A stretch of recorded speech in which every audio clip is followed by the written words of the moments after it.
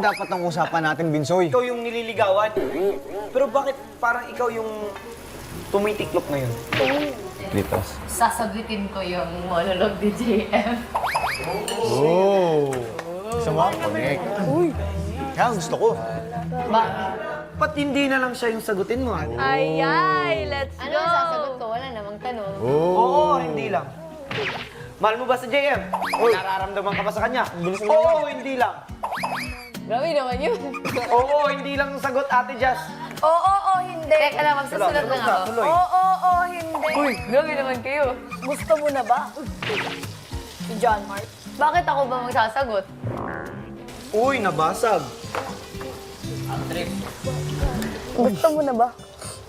Gusto mo ba siya? Bakit kumain. Bakit ayaw mong sagutin? Bakit ko sasagutin? Simple lang naman yung tanong ko ah. Mali ang I try. mali ang